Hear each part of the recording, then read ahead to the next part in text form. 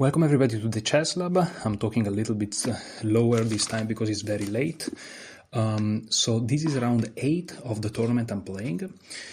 I was paired against a very strong opponent, 2094. So, a very, very tough pairing. It's round 8, however, I didn't have to go to work, so I slept 11 hours and a half. Really. So it was very nice. I felt really rested and I was ready for a long and tough fight. But my opponent is still rated almost 150 points more than me. Precisely, he's rated 137 rating points more than me. So, tough pairing. I opened with knight f3. My opponent plays c5. And here I play g3. I am following Nate Solon repertoire, of course. I don't know what that arrow was. And I'm just going for my super castle, which is the short castle with the fianchetto. Okay, so my opponent plays... and something that I hope that you can notice is the transposition, meaning this is now my repertoire, which will be, let's call it the Solon knight f3, okay, which will try to be a reti, but it's really just knight f3, g3, bishop g2 castle, and if they try to control the center, you strike with c4, and if they take, you open up your bishop. That's kind of the idea. I don't even want to call it reti because that would be too specific. So g3, and my opponent plays b6. In a previous game, he played something like knight f6, g3, b5, and this is something I've prepared, and I was like, maybe instead of b5, because he played this against a lower rated opponent, I'm like, maybe against me he's gonna play b6. Like, not to be hubris, but maybe against a 1957, which is also performing decently, which is me, maybe he's now gonna go with b5. But I was prepared. Here you go. I don't remember.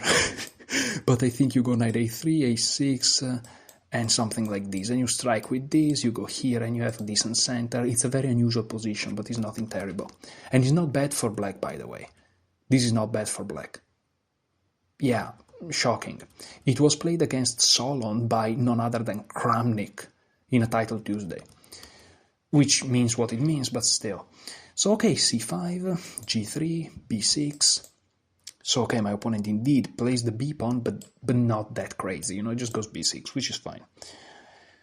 And I play bishop to g2, and again, I talk to you about the transposition, right? We are still in Nate Solon territory, I would say. Bishop b7, castle, knight f6, and here I decided to play for c4. It seems that perhaps d4 is more in line with those positions, but I played c4. My opponent plays e6, and here already I was starting to think, and in the beginning I was only considering them playing d5, and the point is every time they play d5 you take and you push d4, because you fix their d5 pawn and you are arguing, let me change the color, that the bishop is stuck behind their central pawn. And so playing this grandiose b6, bishop b7 is not that smart. That's what you're trying to achieve. That would still be in the Nate Solon, let's say, way of thinking, but something starts to happen. I play knight c3, and my opponent doesn't play d5, after which my idea was to take and play d4, but my opponent plays d6, and here what's going on? It's going on that we can transpose into a Sicilian, which is quite interesting. Some sort of, that system where they put all their pawn like this? It's like the hedgehog, or the other animal name, hippopotamo in Italian, is like the big animal in Africa, that super fat animal that swims very fast, super big, gray, the hippo. Yeah, the hippo. Yeah, hippopotamo hippo, of course. Yeah, I don't know if it's the hippo or the hedgehog, because I'm a little bit... I'm not like crazy tired, but I'm a little bit tired. I don't remember what it is. But you can transpose to a Sicilian with that type of structure. And it's funny because with c4, I would already have the... What's the name of c4, e4 in the Sicilian? I don't remember the name of that, but is good. But the problem is I have this g3, bishop g2, which usually is not present, and I thought about it, and I'm like, what's the difference? What's not the difference? But I couldn't figure it out, and so I'm just like, okay, let's play rook e1, because I want to play e4, and then I want to play d4, and after they trade, that's the structure, right? Because there is e4, and c5 was taken for d4, that's a Sicilian. So I played rook e1, my opponent played bishop to e7, I played e4. My opponent played knight b to d7, and he does the same thing. You may say, why not knight c6? Because in the Hippo or the Agiog, again, I can't remember which one it is, knight b d7 you play. You don't play knight c6. And there are reasons for that. And you may say, what are these reasons? I'm not a grandmaster for a reason, my friend. Stop pretending I answer all of your questions. I don't know. Dude, I don't know. I'm just a guy making videos. I'm just sharing my experience, my growth. But for there to be growth, there has to be flows. If you have no flows, you can't grow. So I don't know. I don't know. I don't even know what the name of this is. What do you want? Like, I'm sorry, but I don't know. So knight b to d7. And this is something I've wondered forever. Like, why on d7 and not here? Must be some reasons. So I guess one argument is that you want the c-file open. And if the knight is here, the c-file open, the c-file is closed. Not that it's closed in pawn structure, but there is one extra piece here. Also, after you play d4 and takes, this knight gets the c5 square. And you may say, but what if you kick it with b4? Well, remember, pawns don't go backward. And so after you go back, all of a sudden, my arrows are terrible, I'm sorry. Boom, boom, the pawn's here, remember. This pawn's not here, because it was taken. And there's pressure over to this guy, and the pawn also is not here, so c4 would be a weakness. Remember, in the Sicilian, the c-file is the target. Now I play d4. I could play d3, and this resembles a Botvinnik English. And you may say, what is a Botvinnik English? Stop asking me questions! What do you want? I don't know. But maybe the knight is on e2 in that. It is on f3 here. So I don't play d3, yeah, sorry. I play d4. My opponent takes. So he enters the Sicilian. Boom, this is a Sicilian now. But this bishop should like be on e2. And the pawn back on g2. I have no idea what's going on. And you play f3 in those positions. You play f3. I remember this now. And then you go bishop e3. You play b3. You go rook c1, queen d2 or whatever. And don't ask me what's going on. Crazy. But okay, knight takes d4. My opponent plays queen c7, which is typical. And here I started to think. I thought for 11 minutes, and indeed I went for it. I went for knight b5, hitting the queen, and he went queen b8. Now you're probably thinking, oh, you're winning tempo, you're doing so well. Guys, this is all typical. The guy is at 2094. He's a candidate master, he's a strong dude. He's been around, he's playing for decades. Now he's gonna play a6, and remember, they wanna do this anyways, and my knight has to go back, and the queen's gonna come out. Who lost tempi? Nobody. Because he won a tempo on my knight, and so it's fine. It's a very subtle game. And basically what's going on, I transpose to an opening, I have no idea. It's a big theoretical, not theoretical in the sense that there is theory in terms of moves, but like, this guy has been playing this probably forever, if he's willingly entering this. I didn't check, but probably, right? So I'm out of my comfort zone. I'm in the comfort zone of this 2094 guy, basically a 2100. What do I hope for? Tough. But remember, I was well rested, and I'm like, I'm just gonna play chess. Because listen, if I wanna get anywhere in my life in this chess career that I'm having, sorry if I call it a career, perhaps it's a big word, but I like to think about it as a career because I take it very seriously, despite I'm a very weak player in the grand scheme of things, right? But if I want to get anywhere, I have to step out of my comfort zone. I have to try my best. and I have to play chess. What's a 2100? I have to play chess. And that's why I'm here doing what I'm doing. So queen b8. And here I played bishop f4. I calculated all of this. By the way, you are like, oh, what if they take here? Well, there is this hanging. But not just that. I wanted to take with the queen, which maybe is a blunder. The point is that if they take with the bishop, boom, it's a fork and it's over. Right? And if they take with the queen, my knight, I take it. Then they have to take, boom, and this is a fork. And I win this guy. But maybe that's not even enough because they go here. Oh, but then I win the rook. Oh, but then I go here, here, here, and the knight's trapped. But I have this, but they have this.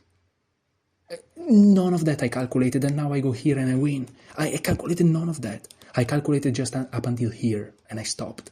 There are levels to the game. I'm so weak. What am I doing? But queen b8, I played bishop f4, all right?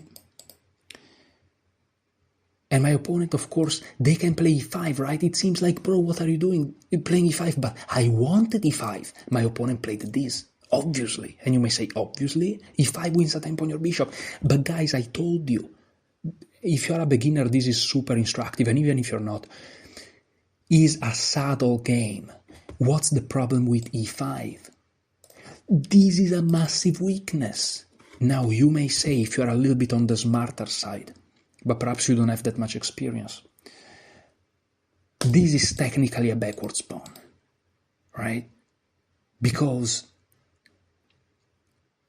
how do you push it, right? But here's the thing, if you play e5, this is really a backwards pawn by definition. And the reason is pushing it is so much harder. You can already go here, setting up this. And if they take with the bishop, they lose here. So they either have to take with the pawn or with the knight, but the knight may not stay there forever. If the knight goes here already, you take and they have to take with the pawn, right? But you can go anywhere, let's say here, and you're good to go. However, after they play knight e5, this guy can be pushed. And you may say, yeah, but pushing it is super difficult, it makes no sense. But this is a very subtle maneuvering game. I saw in the past, I think it is The Art of Attacking Chess. I have this book, paper book, and there was a Karpov game where Karpov was playing against this backward d6 pawn. It was something like this. And oh man, one of my favorite games. It's also one of the very few that I seriously studied, kind of.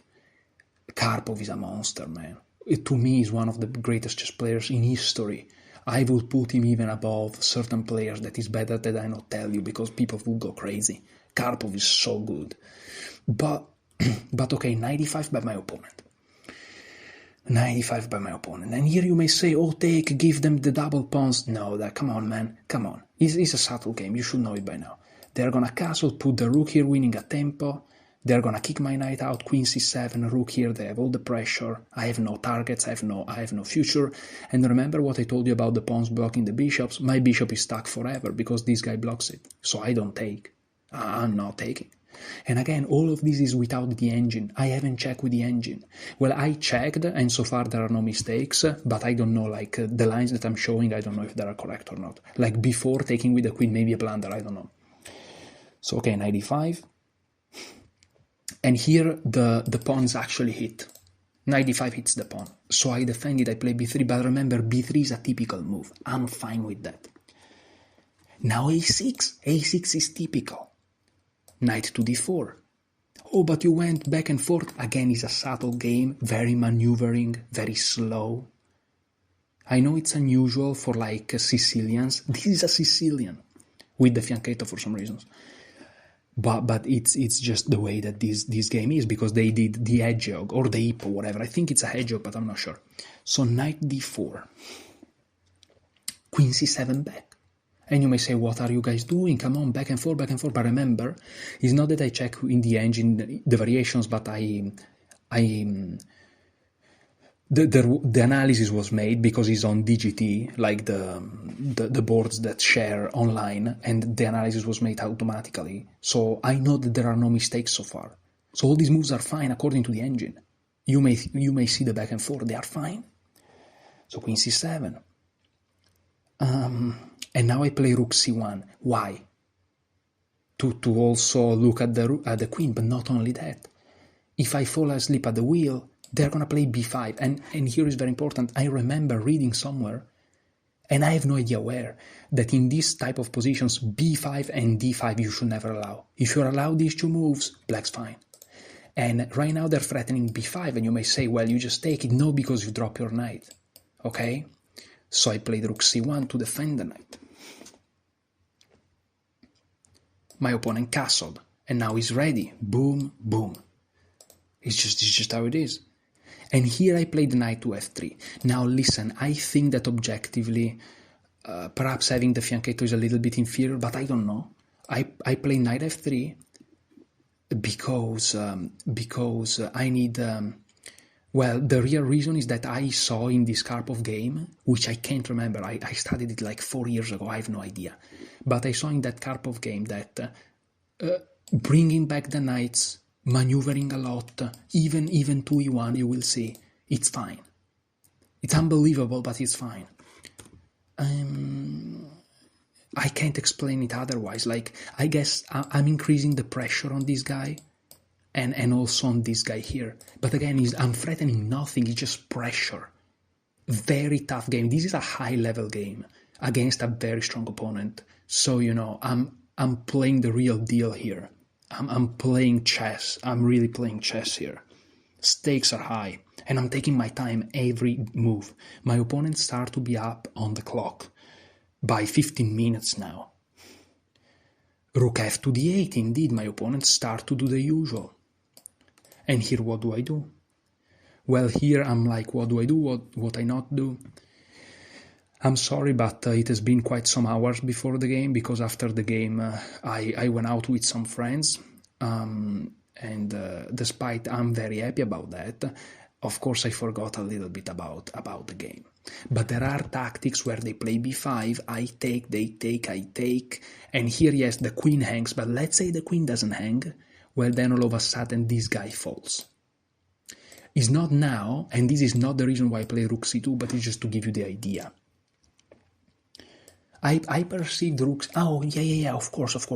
I had an idea to go bishop c1 and bishop b2, or even better, bishop a3, to target this guy. Yes, bishop a3 is typical. Well, typical, relatively to these positions. So rook c2 gives more squares, more options to the bishop. Right? I wanted to play knight d2, but there is this. I almost fall for it. It's round 8 after all. It's funny because playing against a guy like this, in a position like this, you have to basically play almost at master level to not like die immediately. And you almost fall for things like this. This is chess. This is chess. So I played rook c2. Also in some lines you're looking at this, you never know that like some attack is created. You never know. So you're just playing rook c2. Rook c2. Rook a to c1, well, rook a to c8, of course I miswrote the notation. And here they're threatening b5 again. And you may say, what? You just take. Yeah, but they take back. And you may say, what? You just take. But this time the rook's undefended. And I lose a rook. So they're threatening b5. And perhaps even d5, but that's... No, d5 not, because I just take and I win. Because that's they die. But they're threatening b5, so I have to do something. And I came up with rook e to e2 to defend this rook. And now if they play b5, boom, boom, boom, they lose. Because if they take, if the rook is here, they win a rook, but here, I win the game. And again, these variations are not engine checked, but me, a 1957, and my opponent, basically a 2100, we both agreed. So he didn't play b5. And I've seen the evaluation, right, because of what I said previously. The engine thinks that this is an inaccuracy, but we are going to perform the analysis later, so we're going to go deeper with the engine later. But just that you know. And here they played queen b8. And you may say, what's queen b8? It's an improving move. Now the rook looks first, and they're going to play bishop b8. They're going to play h6. They're going to play a bunch of improving moves. It's a very slow maneuvering game. You may look at these moves and think, my opponent is crazy. No. He's doing everything right in these positions. So queen b8. And here they're threatening b5. And you may say, how?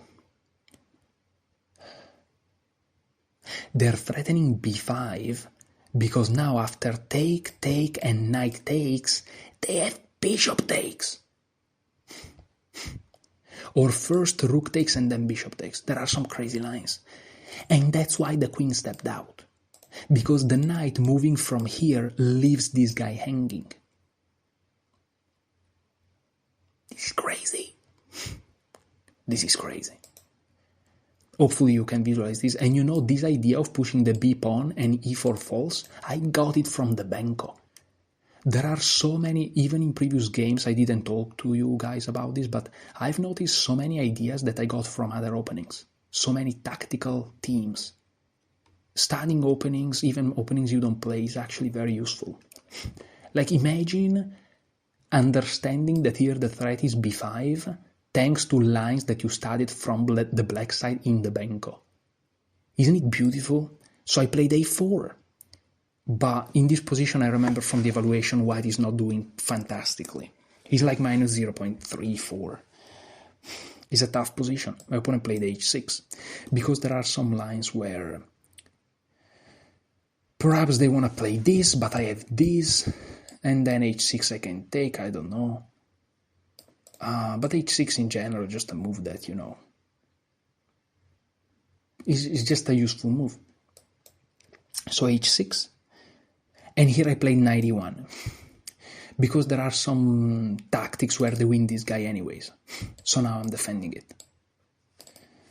Someone may argue that instead of h6 they could still play b5, but the position gets crazy. I play knight e1, and now bishop to f8. They want to go g6, bishop g7. They are taking it so slow. However, this is very important, guys. I'm taking more time than my opponent. I have now 12. I have 14, yeah, I have around a quarter, 15 minutes less than my opponent. I have 48 minutes, they have 1 hour and 2. But he's at 2100 basically, right? And of course he wants to win. And in a weird way, all these maneuvers, all these small moves that he's doing, they prove that he wants to win. He's trying to outplay me. He's basically playing so many improving moves that he is used to play for decades. And he's basically saying, at some point you won't know what to do and you're just gonna collapse. Because that's what 1900s do. However, this also tells me that in a way, in a weird way, he doesn't have that crazy of a fighting spirit, meaning he's a little bit tired and he hopes to win in a situation where I blunder. But what if I don't? What if I survive this middle game? Maybe he's gonna do something that is a little bit over the top. He's gonna fly too close to the sun and he's gonna burn himself. But of course, these are just the thoughts of a crazy man. So let's keep going. So bishop f8. I played bishop e3. A calm move. Also, this explains knight e1, because now these guys defended one more, and so I can cover the rook. Right? And I'm hitting this guy. And what do I want to do next with the bishop? Perhaps go here. Perhaps not. It's just improved. So bishop e3, bishop a8, defend the pawn. And now I played h3.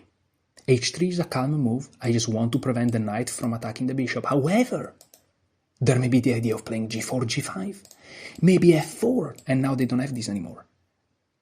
Maybe all of a sudden I'm attacking. I probably would have never played g5. I would just maneuver, but guess what? Maybe my opponent really is a little bit impatient. He played g5 himself.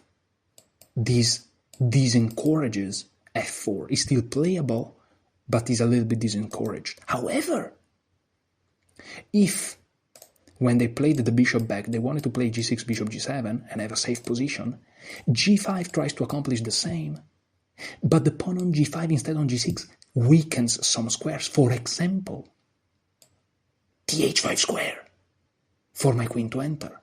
And you may say, what are you talking about? There is a knight controlling it, you can't jump your rook. Yeah, but this is a principle thing. Remember, this is very nuanced. Let's see. Bishop d4. And you may say, what's the point behind this move? Quite frankly, I was just trying to make some moves now. Because I had the feeling, now it's like it flipped. I had the feeling that is my opponent that is going to be the one making some mistakes. Already I could sense that g5 is not ideal. Here on move 23 I have 32 minutes. There's still half an hour for the move 40 where I get 30 minutes bonus. Time control. Something that happened in over-the-board chess. And it's a long way to go, trust me. It's a long way to go, especially in such a complicated position. And my opponent, I think, is trying to play a little bit on that. But already he's impatient, already he compromised himself with g5. If he sees that I'm starting to go low on time, he may compromise himself even more. However, if I go too low on time in a complicated position, I'm actually going to lose. Like, what he's doing, guys, is not stupid, he's very smart. And you know why he's doing it? Because he's an intelligent man, obviously. Why is he doing it? Because most of the time, it works. So, probability, statistics, everything's against me. So bishop g7. Of course, to reinforce the diagonal. Because in previous moves, before g5, here they had knight here, and if I take, in a weird way, they kind of strengthen their center. This is typical. It's not that weird to have this structure in the Sicilians. But now, if they do this, I just win a piece. So bishop g7. Bishop g7. And now I played rook e3. Spoiler, the engine doesn't like this too much. And now they play knight c6. And when I saw this move, I got excited. Because, well, they're threatening e5 that traps the bishop, but I just take. And now, the bishop is not on f8 and the pawn is not on g7, meaning they can't take pawn takes. They have to play bishop takes. And you may say, what's the problem? Well, now, even if objectively is not that good, boom. And I start the initiative, I start the attack. And again, objectively, I don't know, but humanly speaking, when things like this happen, it's tough for the guy that defends. So queen h5, attack. Right now I'm threatening to win on h6 and to win the game, because if you take here, I also win this, and then I have rook lifts. It's actually quite easy to get mated here if you're not careful as black, or like to lose crazy material, of course. So bishop g7, to defend. And now knight to f3. And here I'm very proud of myself because I was ready to rush, to go here, to do all these things, but I'm like, no, what's their threat? Knight here. And I'm so proud of myself because I'm like, if I go here, is it winning? I'm against at 2100, I want to win, I want to win. I was about to get too horny. I was about to fly too close to the sun. I was about to burn myself. If I play rook here, they just defend. It looks passive, but it works. And all of a sudden, this not only comes with a fork to these two guys, which is already a problem, it comes with a triple fork. So the rook on f3, for one move, it makes you feel you are on the top of the world. But guess what? One move later, technically apply half, right? And you are the one in massive trouble. And all of a sudden, the energy will switch again. And so I first stopped my opponent's idea, while at the same time improving what is perhaps my worst piece. I said perhaps because I'm not sure, and adding one attacker to the combination. You know, h4 may come, and if they push, I take, and if they take, I may take like this, and then the knight is gonna move, and then this guy comes. Like, anything can happen. Very proud of knight f3. Very proud of knight f3. You have no idea. I would have never played this in the past. In the past, I would have played rook f3 and lose the game, I guarantee you. I played knight f3. I'm so proud of knight f3. You have no idea. I am improving. This tournament, really, I could see the improvement. I am so proud of that. So knight to f3 on move 27. And here my opponent played queen to a7. queen to a7, a very logical move. Perhaps eyeing at my king, but most importantly, he is eyeing at the king side. And this is where I started to realize that unless I play very sensible moves, I'm not gonna mate my opponent. And probably I'm not gonna mate them anyways. And so here, instead of going for crazy attacks, I, yes, tried to bring my forces closer to this guy, but without playing crazy, stupid, compromising moves. H4, for example, is a little bit of a compromising move. What if I can improve my pieces first? So after queen to a7, I played knight to e2.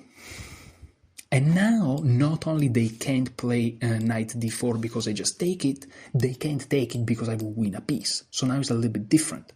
Noticing how b5 never works because this rook is nicely defended, right? And listen, this knight is now closer to this guy here. It's not quite yet, but my opponent has to think about it. You can imagine ideas like h4, g4, I don't know, take, knight here, imagine, right? So okay, I play knight e2. But also, you may say, okay, but all these ideas looks insane. Yes, I agree, but they may happen 1 in 100 chance. And you may say, what about the other 99? Exactly what I'm thinking. Knight e2 is in general a good move. Now I take back control of d4, right? So knight e2 is an improving move from my point of view, and it opens that very rare possibilities of me crushing them. So it's just a win. So 28, knight e2, and now they stroke with b5. And man, they just you know, if you're attacking on a side of the board, the best things to do is either counterattack in the center, but d5 is really difficult, like you can't play it, or on the opposite side. And here I evaluated correctly. Again, I know the evaluation of this position, I don't know all the variations, but this is around equal, is just slightly better for white. And this is what I thought during the game. During the game I thought, okay, this is a freeing move for them, I'm gonna win a pawn, I'm gonna be up a pawn, but it's objectively equal anyways, but I have a very slight pull. And I evaluated this in like very few seconds, if not intuitively, and it was correct. I know that it was correct just afterwards. So I took, and you may say, yeah, but if you evaluated this as equal, why did you take? Why didn't you try to attack? Because, and if you're a beginner, but even if you're not, this is so instructive. This is not a winning position for white. It just looks like one. So if I start to play moves that are too aggressive, they are not aggressive moves. They are mistakes. And my goal when I play chess is not to make mistakes. So here, I correctly evaluated that the best move on the board to give me a very slight edge, basically equal, is indeed to take. And again, if you ask why didn't you do something else, it's because there's nothing better to do. And you may say, but you have such a strong attack. I do not. It just looks like one. This is very important. You have to be objective. Let ego outside of the game. Okay? And if you do that correctly long enough, you're gonna win a lot. It sounds paradoxical, but that's the game. Everything is a battle of egos. This is something that the financial markets taught me. Everything is a battle of ego. The person that is able to leave the ego out of the equation wins. Not always, but most of the times. And in the long run, it will compound in tremendous success. Sorry for the rant. A takes b5. I just took towards the center. I don't know if there is a best... I don't know. Maybe they can go here. I don't know. And I can't go here because of this. I don't know. They took, I took. Simple as that. I'm up a pawn. But am I going to be able to keep those pawns? Probably not. Right? Probably not. And do I have a winning attack? No. However, they'll have to take those pawns. Right? And they also have to make sure they don't get mated. So there is some edge that I have. But if they defend correctly, it's probably just equal. Okay, but they have to defend correctly. c6b5. They play knight e5. They play knight e5. And here I took. Here, of course, there is an intermediate move. They thought for a second, then they took here. More than a second. They thought for like a couple of minutes. And here I made the decision to take. Now here it's a very nice situation. The best move is to play check. I move, let's say, and take here, which I saw, and trust me, he saw it as well, because he didn't just capture back immediately. He thought. But the problem is then there are some crazy lines like f4. And if you take, I first take here, and after taking, I take, the pawn's defended, they have to go back, and then all of a sudden, I have two passed pawns, let's consider them one, I have one passed pawn in an endgame. It's more complicated than this, obviously. Check, I move, check, here. What if they go here attacking the rook? What happens? Well, maybe then I go here. Skewer, they can't take because of this, right? But the bishop's looking, so I will lose. Because the pawn's not here, because the queen took. Crazy. But they took here. Of course, taking with the bishop is not ideal because you just collapse. But they took here. This is considered inaccuracy by the engine. D takes e5. h4 finally. Finally. Queen e7 protects the pawn, brings the queen back. Notice, by the way, how the 2100, even though we're talking FIDE, very strong player, even though he's not necessarily having the greatest game because he kind of lost a little bit of control. Of course, allowing white to have these things is not in the plans, and allowing white to have a queen on h5 is not in the plans. But notice how, you know, before I made the decision to go to f3 with the knight and not with the rook to go for a crazy attack, notice how even the 2100 is not going randomly crazy on the attack just for the sake of it. He correctly evaluates that the problems are here on the king side and he immediately rushes back to defend, understanding that even in an endgame these two guys are not that dangerous. A lot of, like when I was weaker, really, and even other people, even my friends that are perhaps on lower brackets when it comes to the rating ranges, something that you guys do, I assume some of you guys are a little bit weaker than I am, you guys play too horny, too aggressive, too irrational. Sometimes you have to play quote-unquote boring chess. But if you are a chess lover, like I am, that's not boring chess. That's just correct chess, right? It's the beauty of the game in a way. You don't always have to check, rush, attack. Sometimes you have to be objective. So many points are left on the table, literally, because of this rushing thing that you guys have. And I still have it myself, and sometimes even grandmasters have it. It's something that really never leaves you, but you should learn to control it a little bit. So very good move, and when I saw this move I was annoyed, because it looks good. And maybe it doesn't look good to you because you are more on inexperienced, that's fine, you're learning. Great, I'm learning as well. So h takes g5. Now, going into the endgame is something that I don't dislike. Why? Because you have to also understand the context. I'm playing over the board. It's a tournament. He's rated 137 points more than me. If I draw, it's fine. Again, remember, this is not winning. It's a draw. So if I draw, it's fine. However, he wants to win because he's rated 140 points more, right? And so if we trade queens and I have one extra pawn with these two guys going, I can't never lose. And their bishop's dead. I can't never lose. So they don't want to trade queens, so they play h takes g5. But this also leaves some more pieces on the board, so I have to figure out a way to keep going. It's not easy. Sorry if it's taking long, but I'm so excited about this game. And it's a long game.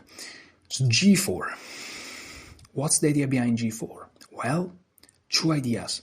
It frees the key g3 square for the rook and for the knight. Because after rook here and queen here, you have to understand that there is no checkmate, but what you understand is that if you are able to do this, they are dead. Really dead. So, what to do? There are some crazy lines. Visualize this. Here, here, here. Of course, it's unreal, but look at this. They move here, you take, they take, check, They have to take, otherwise you win the rook, check, and it doesn't matter, you win the rook in the end. Crazy lines. So g4, and now rook to c2. Rook to c2 was played by my opponent, and here the idea is that if I play rook h3, they take. And after this, there's nothing. I'm at a level where I can tell that after sacrificing the knight and queen h7, king f8, there's nothing. So I wasn't tempted by rook h3. It obviously leads to nowhere. But if you're more beginner, you may be tempted to rook h3 seriously here. Again, forget it. It's too horny. Just calculate, be objective. Take, check, here. There's nothing. But what if take, and he goes here, and I win the bishop? Yes, but you are left with a queen and a bishop for a rook and a queen. It's your ego. It's not your logical side, it's your ego. Let it out. I'm laughing and I'm smiling because it's funny, but really, let it out. Instead, again, with this idea of simplifying, because I either draw or win, I went rook c3. Checks, captures, attacks. Right? There is this check. If they take, which they didn't do, I have check. They have to block like this, and then I take here. Right? And what if they check? You go here. What if they move the queen somewhere? They lose. Or they lose. Right? Be objective. And see, rook c3 is a move that I'm proud. I think I'm cool for finding rook c3. But you can only be cool and find great moves if you let ego outside. Because ego plays rook h3. No. Be objective. And I just happened to find rook c3. Cool. So rook c3, they didn't play rook takes e2. And this is all assuming that these lines are correct, because they're not engine checked. I know the evaluation of the positions broadly, but I don't know, like maybe rook e2 is good. I don't think so though. So rook c3. They traded. Don't know if that's correct or not. And then they played queen f6, trying to infiltrate. Now, you're probably thinking, what about this move? This looks fantastic. You're gonna definitely regain some material if the knight moves, even this falls. And this is also under pressure, even though defended enough. But this guy's under attack, this guy's under attack. Well, here I have a crazy move, which is queen takes g5. And I saw this. And he saw it, of course. And what if you take? Check. Here, let's say, boom. And you may say, yes, well, but you win this. Yes, but then I can go here, and this guy's just gonna roll. How do you stop it? How do you stop it? Or even here, I don't know. I don't know. And by the way, this position I'm not sure is winning for white. But definitely white is pushing. There are some ideas that I have to be careful about them not attacking this guy here, of course. But it's also hard for them to leave here because I can easily infiltrate and then this guy's in trouble. So, and if I'm able to defend here, then I can push this guy. And of course, all of this is very complicated. Not sure if that's winning, but they saw this, so queen f6. Okay. And if things comes to worst, guys, if things comes to worst, I can always go here, they take, and I go here, and I'm fine. Threatening this, by the way, I'm still the one pushing. I noticed from the very beginning that I have this maneuver to reinstitute my queen into society. Very important. I was afraid before playing g4, some moves ago, that my queen was cut off. But I saw that I had this. And so I went for it. Very important. So queen f6, queen h3, obviously, on move 38, queen f5, and here, perhaps this is best, perhaps this is not so fighting, but I'm like, I had 5 minutes, guys, on the clock. I can't go to 30 seconds, and we are on move 38. I have to make 2 moves, and so I'm like, if I do this, I guarantee to make 2 moves, because 1 is queen e3 by itself, and 2 is taking back the queen if they take. And here I have a massive threat. If they take this pawn, which looks decent, queen a7 traps the bishop. There are no squares, and this is defended twice. And there is no check. I will win the game. So they took, and I took. Boom. As soon as I played the move, I wrote down very fast and I ran to the bathroom because I gained 30 minutes. Because this is move 40, there is time control. Very important. And we are on 45 minutes of recording. Hopefully the computer doesn't collapse. I would be very upset to lose this recording because it's been great. And how is this endgame? Well, I evaluated correctly that it was equal, and it was. This is an equal endgame. But white is pushing. White is pushing. Because despite black is the one having the bishop pair, if you look at the position, they can really do nothing. Pushing here is quite difficult. And if I can magically teleport like a king here or something, I can perhaps create something. But is equal, because there are problems. Like, for example, if my king is here, they already have f5, and if I take, I lose this guy. So let's say my king is here, they push, I take, they take, and I can't take back. And all of a sudden, they are the one pushing for a win. So I have to be very careful. F takes c3. And here I played, they played bishop f8. Very complicated endgame.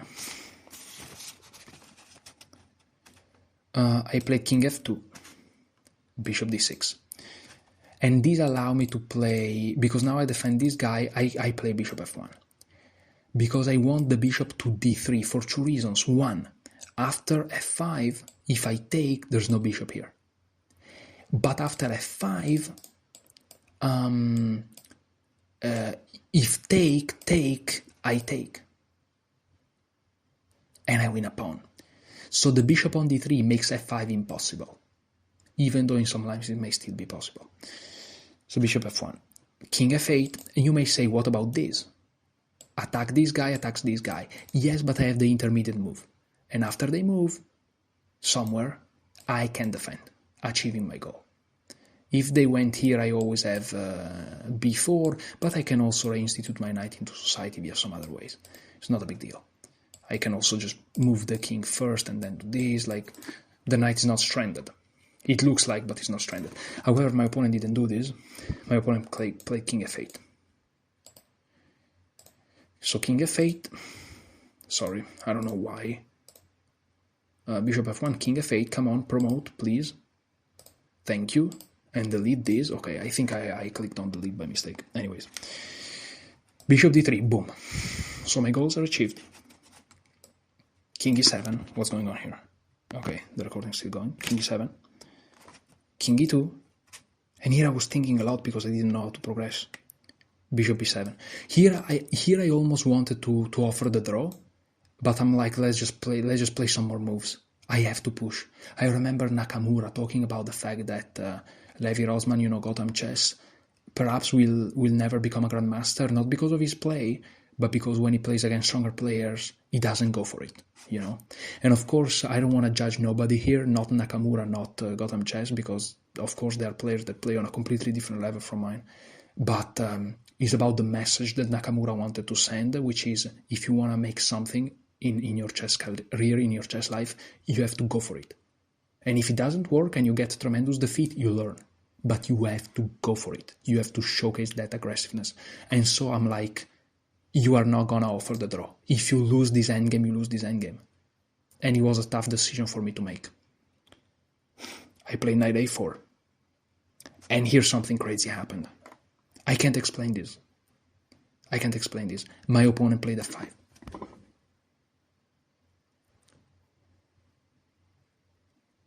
I don't know why he did it. Well, I know. I think that he miscalculated.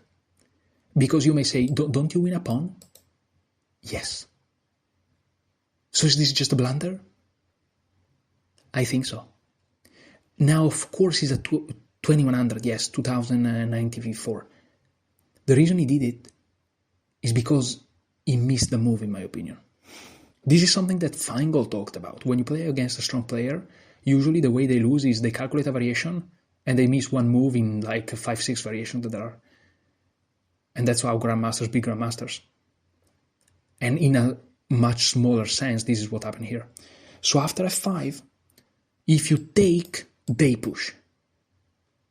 Right? And then take, they go here and they recover. And they push. Same thing. Here, here, here. here, here.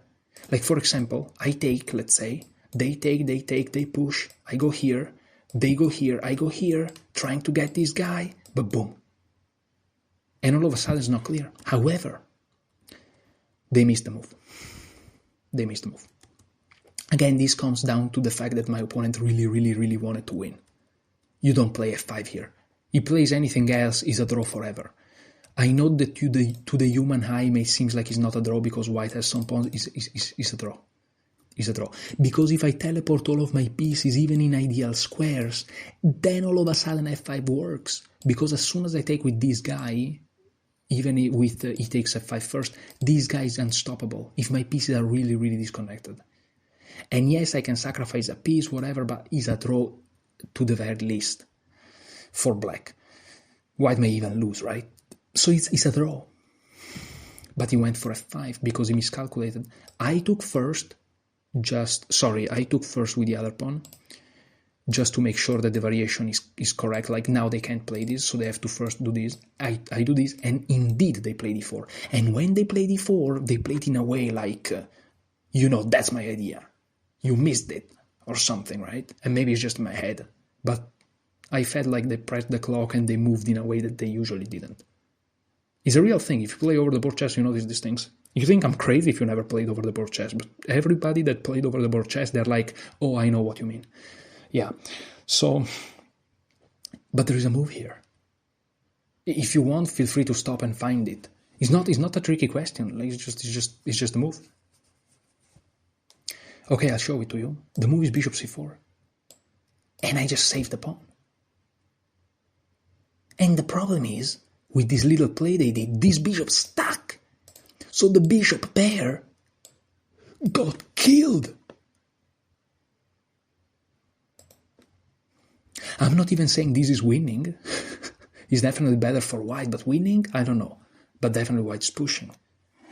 It's perhaps winning. I don't remember the analysis. Now g4 was played. And now I played knight c3, king f6, and here bishop d5.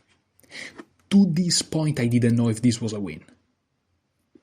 Now, here they have to take, because otherwise everything collapses. Well, I'm attacking the bishop. If they go here, I go here, but this is kind of winning, because then the knight is able to support this guy if the king goes too far. I have to be careful, but okay. So they took, I took, takes, and here I don't know what I did. Probably doesn't matter what I do at this point. Yeah, I played b6.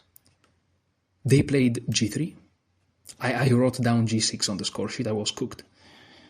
King f1. I just have to make sure I don't allow this. Very important. And it may still be winning, but I don't want to allow that. Because if the king is here and my king is here, what if they do this? I die. So I go here, and if they go here, I go here, and on the light squares, I'm untouchable. And now after I go here, they can never take this guy, because this guy promotes. So they always have to stay here, to the very least. They played king to e6. Sorry, king f1 on 53, king d6. I wrote down king to d6, but it's king e6. Knight to c3 to win a tempo, and they defended. I don't know if this is correct, but on the other hand, if they go here, they can't go here because the knight controls. If they go here, I just take here with a win of tempo, it's just over. King g2, bishop b8, and now I just fixed it on b7. And now they played bishop e5 to attack my knight, but I think this is a lose of a tempo. Perhaps trying to go here was better. But again, as soon as they move, I just win this guy, and I'm left with 2 pawns against 0. I played knight a2, because I was like, okay, I need my knight here or here. How do I get it? Like this. Very simple. And I'm like, wait, I go here, they go here, what do I do? Oh, I still go here, because their bishop's overworked, I promote. So I went here, knight a2, king e6, knight b4, threatening this to attack the bishop and threatening the promotion. They stop, but I have this. And this is actually over because they cannot approach. If they go here with the king, I make the queen and the bishop doesn't even take. And in this position on move 59, they resigned. I defeated the 2096. I'm at plus 21 FIDE rating points. And I made my calculations already. Tomorrow I'm against a FIDE master, 2085 rating points. Very strong player as well, with the black pieces. If I lose tomorrow, my new rating, which now is 1957, is going to be 1971. So I have 1971 guaranteed. That's my next rating if I lose tomorrow. If I draw or win, it's crazy. If I win, I go to 1991. And remember, 2000, you are a candidate master. Bro, I'm getting there very slowly. It starts to become seeable. It's like the light at the end of the tunnel. I start to see it. I'm so happy. I'm not gonna go to the engine analysis because the video gets too long. And also, I see the dark screen here. I see the screen getting darker, so the computer is shutting down because I'm in another room. I don't have it connected with the cables, so the portable computer is shutting down. Thank you so much for watching, guys. I am so happy. Keep grinding, keep pushing, because all the hard work pays off in the end. Thanks so much for watching. Enjoy your chess.